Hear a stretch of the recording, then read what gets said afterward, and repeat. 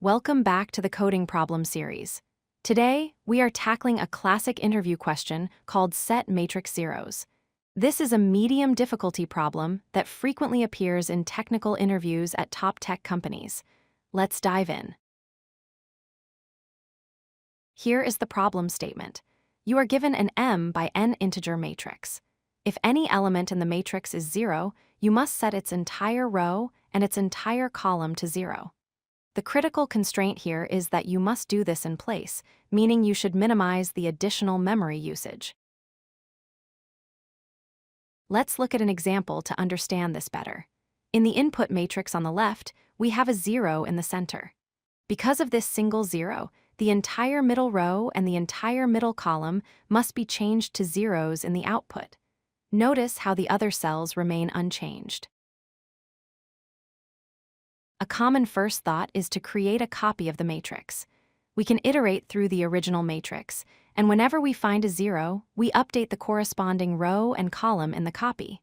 While this works, it requires creating a whole new matrix, which takes O of m times n space. This is not efficient. We can improve this. Instead of copying the whole matrix, we only need to remember which rows and columns contain a 0. We can create two separate arrays, one to track the rows and one to track the columns. If we see a 0, we mark the corresponding index in these arrays. This reduces the space complexity to O of m plus n. But can we do even better? Can we solve this with constant space or O of 1? The answer is yes. The trick is to use the matrix itself to store the information, instead of creating external arrays. We can use the first row and the first column of the matrix as our flags. If a cell inside the matrix is 0, we will mark the corresponding cell in the first row and the first column to 0. This way, the matrix acts as its own storage. There is one small conflict. The cell at position 0, 0 belongs to both the first row and the first column.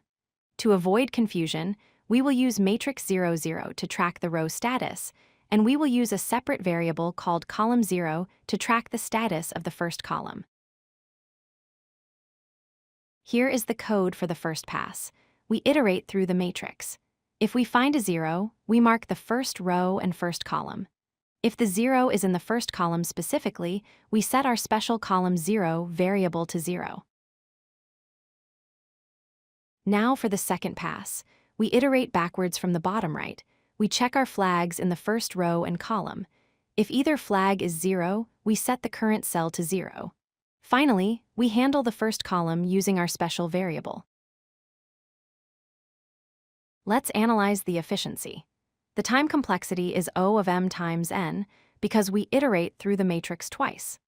The space complexity is O of 1 because we modified the matrix in place without using any extra data structures proportional to the input size. To summarize, we identified zeros, used the first row and column as storage, handled the corner case with a simple variable, and updated the matrix in reverse. This gives us an optimal, in-place solution. Thanks for watching. If you like this video, hit that like button and don't forget to subscribe. Visit codelucky.com for more such useful content.